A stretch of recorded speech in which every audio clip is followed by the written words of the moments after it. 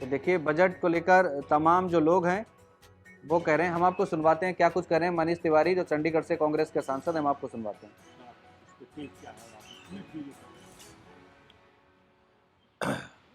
See, the budget is very simply an accounting statement. It states as to how much did the government spend, how much did the government earn, whether there's a surplus or there is a deficit. But unfortunately, over the years, this has become once in a year uh, podium for the finance minister to grandstand and talk about everything from motherhood to apple pie.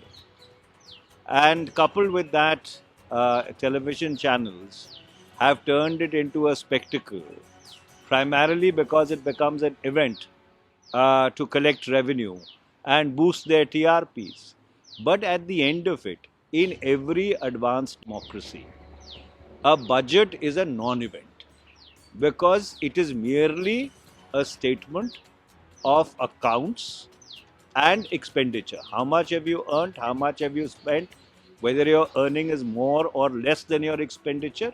And because there is a stability of policy, you do not have a tinkering with the tax rates, indirect tax duties and other policy initiatives, because what business requires is stability.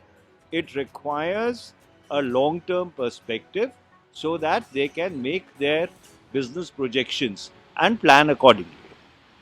But sir, you also said that it has become a ritual. You also talked about the presidential address, and you have pointed out the issue raised in the economic survey by the chief economic advisor also.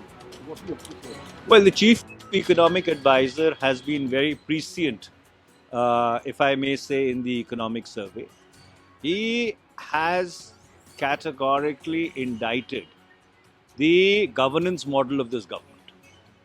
And he has said that we need to move away from a paradigm where the process is the punishment. That you are guilty the moment an allegation is leveled against you and you have to prove your innocence. And this goes against the fundamental maxims of jurisprudence, which says that you are innocent until you've been proven guilty in a court of law. And this is the reason why businesses, and businessmen have fled this country in the past 10 years. That is why there has been a flight of capital. So, this government, when it came in 2014, it talked about capital, capitalists, and capitalism.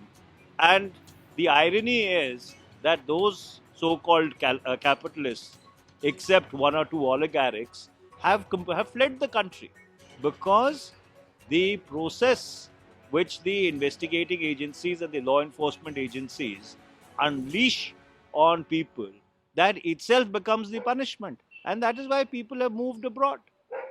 So you are not expecting anything from the budget for the common man of Well, fundamentally, there are four fundamentals of an economy.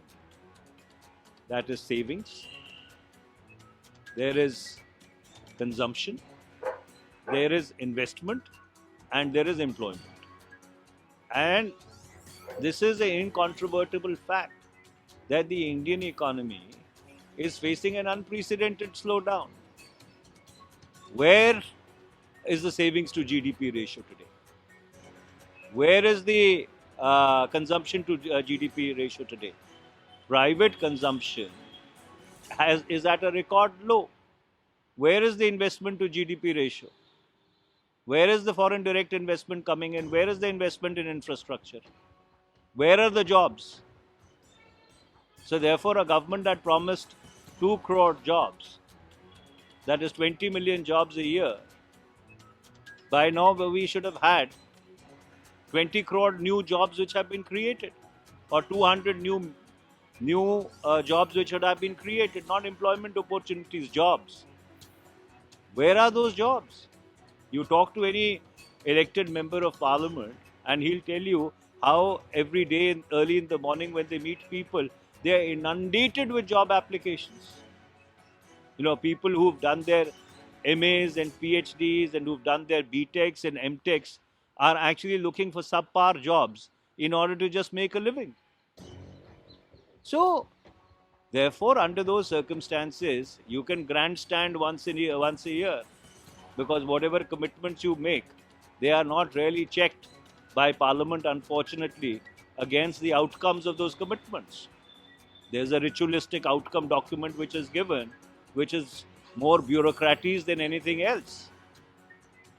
So I think you need to take a hard look as where do we stand as an economy, and those opening paragraphs of the economic survey, para 10 to para 20, which deal with the Indian economic situation, I think are perhaps the most comprehensive, holistic indictment of the non-performance of this government on the economic front.